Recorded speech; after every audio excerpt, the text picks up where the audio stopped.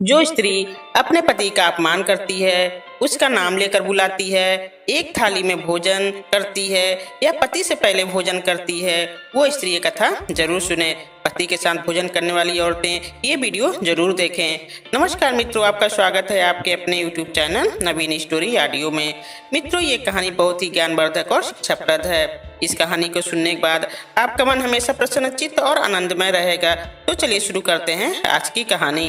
मित्रों, एक बार देवी पार्वती भगवान शंकर के पास आती हैं और उनसे पूछने लगती हैं, हे स्वामी, आज मेरे मन में एक प्रश्न उठ रहा है, कृपया आप मेरी इस प्रश्न का उत्तर दें। भगवान शंकर कहते हैं, हे प्रिय, तुम्हारे मन में जो भी प्रश्न है निसंकोच होकर पूछो, तुम्हारे हर प्रश्न का उत्तर देना मेरा कर्तव्य है। तब देवी पार्वती पूछती हैं, हे प्रभु, मैं पहले आपको भोजन कराती हूँ और फिर मैं भोजन करती हूँ, नित्य आपकी सेवा करती हूँ, आपके चरण दबाती हूँ। लेकिन हे प्रभु, क्या पत्नी को पति के साथ अथवा पति से पहले भोजन करना चाहिए? क्या ऐसा करना उचित होता है? हे प्रभु, वेद और शास्त्र इस विषय में क्या कहते हैं? हे प्रभु, ऐसा कौन सा पाप है जिसे करने से स्त्री को नरक प्राप्त होता है? कृपया आप मेरे इन प्रश्नों का उत्तर दीजिए। भगवान शंकर मुस्कुराते हुए कहते हैं, हे देवी पार्वती, आज तुमने मानव जाति के कल्याण हेतु बहुत उत्तम प्रश्न किया है।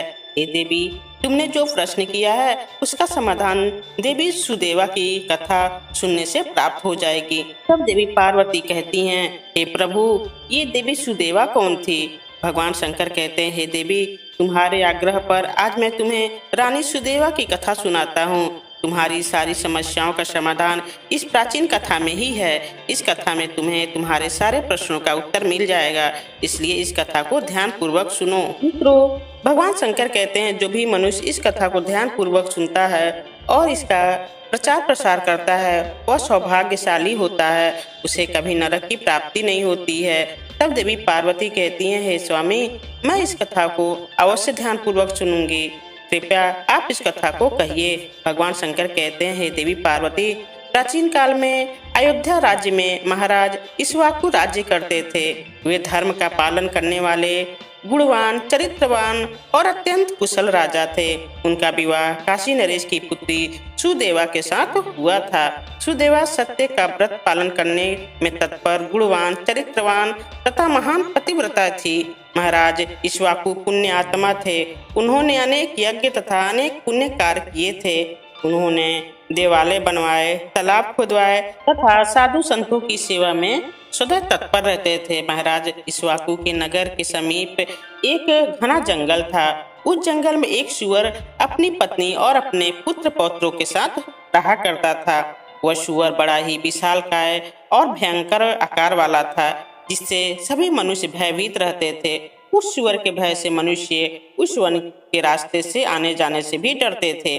फिर जब यह बात महाराज इक्ष्वाकु को पता चली तो उन्होंने उस सूअर का शिकार करने को सोचा और फिर एक दिन महाराज अपनी पत्नी सुदेवा तथा अनेक सैनिकों और कुत्तों को साथ लेकर उस वन में शिकार करने के लिए चले गए। महाराज बड़े पराक्रमी थे। उन्होंने अनेक विशालकाय शेरों का तथा राक्षसों का वध किया था। इसीलिए वह उस भयंकर सूअर से नगरवासियों की रक्षा करने के लिए उस वन में उस सूअर का शिकार करने के लिए आ गए।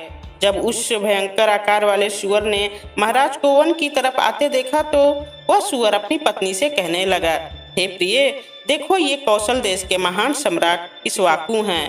वे महापराक्रमी और महातेजस्वी हैं और वे इस वन में मेरा शिकार करने के लिए आ रहे हैं। उनके साथ बहुत से कुत्ते और व्याध भी हैं। इसमें तनिक भी संदेह नहीं है कि वे मुझ पर ही प्रहार करेंगे। महाराज बड़ी ही पुण्य आत्मा हैं। ये राजाओं के राजा हैं। समस्त विश्व इनके अधीन है। हे प्रिय, मैं तुम सबकी रक्षा करने के लिए अपना पराक्रम दिखाता था। महाराज के साथ युद्ध करूंगा। अगर युद्ध में मैंने इनको पराजित कर दिया तो तीनों लोक में मेरी कीर्ति हो जाएगी, और यदि मैं इनके हाथ से मारा भी गया तो मुझे इस सूअर के जन्म से छुटकारा मिल जाएगा और मैं विष्णु लोक को चला जाऊंगा। मेरे पिछले जन्म के पाप के कारण ही मुझे सूअर का जन्म प्राप्त हुआ है।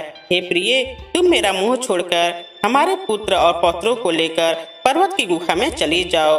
अब समय आ गया है कि मैं अपने पूर्व जन्मों के पापों से मुक्त हो जाऊं। जब महाराज के बाण मेरे शरीर को घायल कर देंगे तो एक एक बार से मेरे पूर्व जन्म के पाप नष्ट हो जाएंगे। फिर उस सुअर की पत्नी बोलती है, हे नाथ, हमारे बच्चे आपके ही पराक्रम और साहस के कारण इस वन में निर्भय होकर विचरण करते हैं, कोमल कोमल फूलों का आहार ग्रहण करते हैं। आपके ही कारण इन्हें शेर सियार आदि जंगली जानवरों का भय नहीं है, क्योंकि आप ही इनकी रक्षा करते हैं। आपके भीषण रूप को देखकर कोई भी शिकारी हमारा शिकार करने के लिए इस वन में नहीं आता है। अगर आपकी मृत्यु हो जाएगी तो फिर मेरी और हमारे पुत्रों की रक्षा कौन करेगा? आपके बिना हम असहाय हो जाएंगे। पति के बिना मेरा क्या होगा? उत्तम स्वर्ण के गहने आभूषण वस्त्र पहनकर भी कोई भी स्त्री पति के बिना शोभा नहीं पाती है। पति से ही स्त्री को सौंदर्य और शोभा प्राप्त होती है। आपके बिना मेरा जीवन भी नष्ट हो जाएगा। हे नाथ, हे प्राणनाथ, आपके बगैर मैं जीवित नहीं रह सकती हूँ। हे नाथ, मैं सच सच कहती हूँ, आपके साथ यदि मुझे नरक में भी डाल दिया जाए तो भी मैं खुशी खुशी आपके साथ चली जाऊंगी। इसलिए आप महाराज के सामने मत जाइए, आप हमारे साथ पर्वत की गुफा में चलिए, हम वहीं छिप कर बैठ जाते हैं। आप जीवन की इच्छा छोड़कर अपनी पत्नी और पुत्र को अकेला छोड़कर जा रहे हैं, इससे आपको क्या लाभ होगा? फिर वह सुअर कहता है, हे प्रिय, तुम वीरों के धर्म को नहीं जानती हो, इसलिए ऐसा कह रही हो। यदि शत्रु वीरों को ललकारता है, युद्ध के लिए निमंत्रण देता है, तो वीर पुरुष को लोभ और भय से कायर की भांति ऐसे छिपकर नहीं भागना चाहिए। ऐसे पुरुषों को 1000 युगों के लिए कुंभी पाक नरक में डालकर पकाया जाता है। वीर पुरुष अगर शत्रु का सामना करता है और लड़ते हुए वीर गति को प्राप्त होता है तो उसे मृत्यु के बाद दिव्य लोक की प्राप्ति होती है। आज महाराज इक्ष्वाकु हमारे पास युद्ध करने के लिए आए हैं। वे हमारे अतिथि हैं और अतिथि का अनादर नहीं करना चाहिए। अतिथि का अनादर साक्षात भगवान विष्णु का अपमान होता है, इसलिए उनके साथ युद्ध करना मेरा कर्तव्य है। फिर उस सुअर की पत्नी बोलती है, हे प्राणनाथ, ठीक है, यदि आप महाराज के साथ युद्ध करना चाहते हैं तो मैं भी आपके साथ रहकर आपका पराक्रम देखूंगी। इतना कहकर उस सुअर की पत्नी ने अपने पुत्रों को बुलाकर कहा, हे पुत्रों, मेरी बात सुनो। आज युद्ध भूमि में अतिथि आए हैं, उनका सत्कार करने के लिए और उनसे युद्ध करने के लिए तुम्हारे पिता जा रहे हैं और उनके साथ मैं भी जा रही हूँ। इसलिए तुम सभी अपने भाइयों को लेकर पर्वत की गुफा में जाकर छिप जाओ। महाराज इक्ष्वाकु बड़े बलवान हैं, वे इस युद्ध में हमारा संहार कर डालेंगे, इसलिए तुम लोग यहाँ से भाग जाओ और अपने प्राण बचाओ। फिर वह सुअर के छोटे छोटे बच्चे बोलने लगे, हे माता, जो पुत्र अपने माता पिता को संकट में छोड़कर भाग जाते हैं वे महापापी होते हैं, उन्हें घोर नरक में डाला जाता है। जो निर्दयी पुत्र अपनी माँ का दूध पीकर उसे दुख में छोड़कर भाग जाता है, जो पुत्र अपने बाप को विपत्ति में देखकर छोड़कर चला जाता है, वह कीड़ों से भरे दुर्गंध युक्त नरक में गिरता है। इसलिए हे माता, हम लोग आपको छोड़कर नहीं जाएंगे। फिर वह सुअर, उसकी पत्नी और उसके बच्चे सभी युद्ध के लिए तैयार हो जाते हैं और युद्ध भूमि की ओर निकल पड़ते हैं। सभी छोटे छोटे सुअर अपने पिता और माता को चारों ओर से रक्षा करने लगते हैं। उधर महाराज इक्ष्वाकु अपनी सेना के साथ उस स्थान पर आ जाते हैं और अपने सामने खड़े सुअरों को देखकर बड़े बड़े शूरवीर योद्धाओं को सुअरों का संहार करने के लिए आगे भेजते हैं। वे सभी बलवान शूरवीर योद्धा हाथ में तलवार और भाले लेकर सुअरों पर आक्रमण करने लगते हैं। फिर सुअरों और राजा के सैनिकों के बीच भीषण युद्ध होता है। सभी एक दूसरे पर भीषण प्रहार करने लगते हैं। सुअर अपने दांतों से सैनिकों को मारने लगते हैं तो सैनिक अपने भालों से सुअरों को मारने लगते हैं। इस युद्ध में अनेक सुअर मर गए, कितने ही घायल हुए और महाराज के अनेक सिपाही भी मर गए और घायल हुए। अब केवल वह सुअर, उसकी पत्नी और कुछ 5-7 पुत्र ही बचे थे। अपने सभी पुत्रों को मरा देखकर सुअर की पत्नी भयभीत हो गई और अपने पति से कहने लगी, हे नाथ, मुझे और इन बालकों को लेकर यहाँ से चलो, नहीं तो हमारा वंश नष्ट हो जाएगा। कृपया हम सभी अपने प्राण बचाकर भाग चलते हैं, नहीं तो महाराज हम सभी को मार डालेंगे। फिर सुअर कहने लगता है, हे प्रिय, 2 शेरों के बीच में एक सुअर पानी पी सकता है, लेकिन 2 सुअरों के बीच में एक शेर पानी नहीं पी सकता है। सुअर जाति में ऐसा बल देखा जाता है। इसी कारण से सुअर से सभी भयभीत रहते हैं। अगर इस समय पर मैं मृत्यु के भय से भाग जाऊंगा तो मेरे सुअर जाति की प्रसिद्धि नष्ट हो जाएगी। इसलिए हे प्रिय, तुम हमारे बच्चों को लेकर यहाँ से चली जाओ और सुखपूर्वक जीवन व्यतीत करो। इतना सुनकर सुअर की पत्नी बोली, हे नाथ, मैं आपसे बहुत प्रेम करती हूँ। आपने मेरा आदर सम्मान करके, प्रतिक्रिया करके और मेरी रक्षा करके मेरे मन को जीत लिया है। आपसे मेरा मोह कभी नहीं छूटेगा। इसलिए मैं अपने पुत्रों के साथ आपके सामने ही प्राण त्याग दूंगी, किंतु आपको अकेला छोड़कर नहीं जाऊंगी। फिर वह सुअर और उसकी पत्नी दोनों ही महाराज से युद्ध करने के लिए आगे आते हैं। वह सुअर भयंकर गर्जना करता हुआ महाराज को युद्ध के लिए ललकारता है। वह सुअर उसके सामने आए बड़े बड़े योद्धाओं को तिनके की भांति उठाकर फेंकने लगता है। अपने सैनिकों को मरता हुआ देखकर महाराज को क्रोध आ जाता है और वे अपना धनुष निकालकर उस सुअर पर बड़े वेग से आक्रमण करते हैं। महाराज का एक बाण तीव्र गति से जाकर उस सुअर के शरीर में घुस जाता है और वह सुअर जमीन पर गिर जाता है।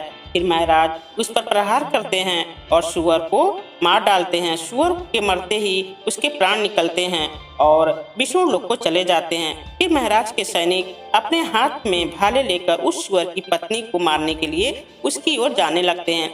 सुअर की पत्नी अपने बच्चों के सामने खड़ी हो जाती है और बच्चों से कहती है, बच्चों, मैं जब तक यहाँ पर खड़ी हूँ तुम यहाँ से भाग जाओ। सुअर का बड़ा बेटा बोलता है, हे माता, अपने प्राणों के भय से मैं आपको मरने के लिए छोड़कर कैसे भाग जाऊं? अगर मैं ऐसा करूंगा तो मुझ पर धिक्कार है। मैं युद्ध में शत्रु को परास्त करूंगा। तुम अपने पुत्रों को लेकर यहाँ से चली जाओ। फिर वह सुअर की पत्नी बोली, हे पुत्र, मैं महापापनी तुझे अकेला छोड़कर कैसे चली जाऊं? इतने में राजा के सैनिक उन सुअरों के पास आ जाते हैं और उन पर प्रहार करने लगते हैं। सुअर का बड़ा बेटा भयंकर युद्ध करता है और उनके सैनिकों को मार गिराता है। तब महाराज आगे आकर उस सुअर के बड़े बेटे को भी मार डालते हैं। अपने पुत्र को मरा हुआ देखकर सुअर की पत्नी बहुत क्रोधित हो जाती है और भीषण प्रहार करने लगती है। उसने भी अनेक सैनिकों को मार डाला। इस घटना को महारानी सुदेवा देख रही थी। तब वह महाराज से कहती हैं, हे महाराज, उस सुअर की पत्नी आपके सैनिकों को मार रही है। आप आगे चलकर उसका वध क्यों नहीं करते? महाराज कहते हैं, हे प्रिय, यह एक स्त्री है। मेरा यह वचन है कि मैं स्त्री का वध नहीं करूंगा। स्त्री का वध करने से महापाप लगता है। इसलिए उस सुअर की पत्नी को न खुद मार रहा हूँ और न किसी को मारने के लिए भेज रहा हूँ। मुझे स्त्रियों का वध करने में बड़ा भय लगता है। इतना कहकर महाराज चुप हो गए। मित्रों, महाराज की सेना में भार्गव नाम का एक बलवान सिपाही था। उसने उस सुअर की पत्नी पर प्रहार किया और उसे जमीन पर गिरा दिया। सुअर की पत्नी मूर्छित होकर जमीन पर गिर पड़ी और लंबी लंबी सांसें लेने लगी। जब रानी सुदेवा ने उस सुअर को धरती पर बेहोश अवस्था में देखा तो उन्हें उस सुअरनी पर दया आ गई। उन्होंने ठंडा जल सुअरनी के मुंह पर डाला और फिर उसके सारे शरीर पर ठंडा जल डाल दिया, जिससे उस सुअरनी को होश आया। सुअरनी ने रानी को उस पर शीतल जल डालते हुए देखा तो वह बहुत प्रसन्न हुई और मनुष्य की वाणी में बोलने लगी, हे देवी, तुमने मुझ पर ठंडा जल डालकर मुझे कष्ट से मुक्ति दिलाई है।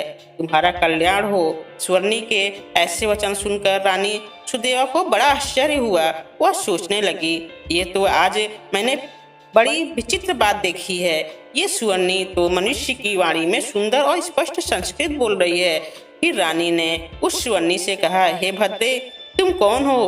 तुम्हारी वाणी विचित्र है। पशु होकर तुम मनुष्य की वाणी में बोल रही हो। तुम मुझे तुम्हारे पूर्व जन्म का वृत्तांत सुनाओ, जिस कारण से तुम सुअरनी बनी हो। फिर वह सुअरनी कहने लगी, हे देवी, मेरे पति ने पिछले जन्म में गुरुजनों का अपमान किया था। इसी कारण से उन्हें सुअर का जन्म प्राप्त हुआ है। अब मैं आपको मेरे पूर्व जन्म की कहानी बताती हूँ। हे देवी, कलिंग नाम के देश में श्रीपुर नाम का एक सुंदर नगर था। उस नगर में वसुदत्त नाम के विद्वान ब्राह्मण रहते थे। मैं उसी वसुदत्त ब्राह्मण की पुत्री थी। उन्होंने मेरा नाम सुकन्या रखा था। उस समय उस नगर में मेरी जितनी सुंदर स्त्री कोई और नहीं थी। अपने सौंदर्य और रूप के घमंड में मैं उन्मत्त हो गई थी। मेरी मुस्कान बड़ी मनोहर थी। जब मैं जवान हुई तो मेरा सुंदर रूप और जवानी देखकर मेरी माता को बड़ा भय लगने लगा। वो मेरे पिता से कहने लगी, हे नाथ, अपनी कन्या जवान हो चुकी है, उसका विवाह क्यों नहीं कर देते? इसे शीघ्र ही किसी वर को सौंप दीजिए। फिर वह ब्राह्मण बोला, हे कल्याणी, मैं अपनी पुत्री का विवाह उसी पुरुष के साथ करूंगा जो विवाह के बाद मेरे घर पे ही निवास करेगा। सुकन्या मुझे बहुत प्रिय है, मैं उसे अपनी आंखों से दूर नहीं होने देना चाहता। फिर एक दिन शिव शर्मा नाम के जवान विद्वान ब्राह्मण मेरे घर आए। मेरे पिता उसके ज्ञान और कुशलता को देखकर बहुत प्रसन्न हुए और उससे मुझसे विवाह करने के लिए पूछ लिया। फिर मेरे पिता ने उस शिव शर्मा के ब्राह्मण से मेरा विवाह कर दिया और वे हमारे साथ ही हमारे घर पर रहने लगे। परंतु मैं अपने माता पिता के लाड प्यार से बिगड़ चुकी थी, अपनी विवेक शक्ति को खो चुकी थी। मैंने कभी अपने पति की सेवा नहीं की, कभी उनके चरण स्पर्श नहीं किए। मैं सदा उन्हें क्रूर दृष्टि से ही देखती थी, उनका अपमान करती थी, उनका नाम लेकर पुकारती थी, उनके भोजन से पहले भोजन कर लेती थी।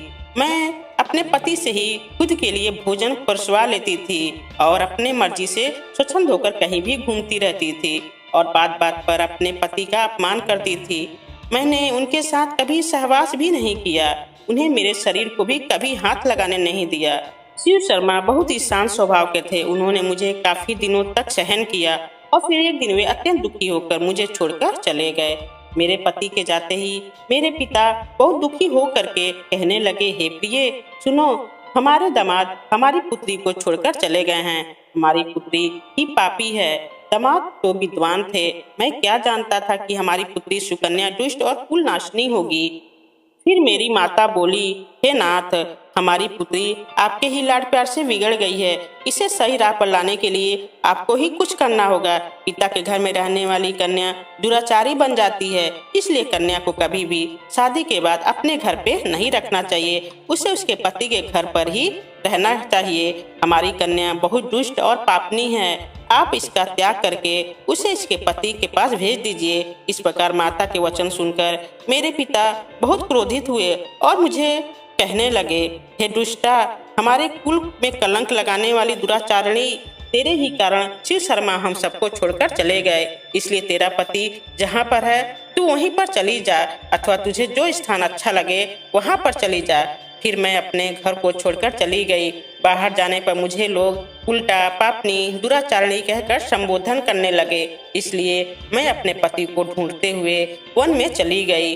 फिर एक दिन वन में मैं एक कुटिया के सामने जाकर खड़ी हो गई और भिक्षा मांगने लगी।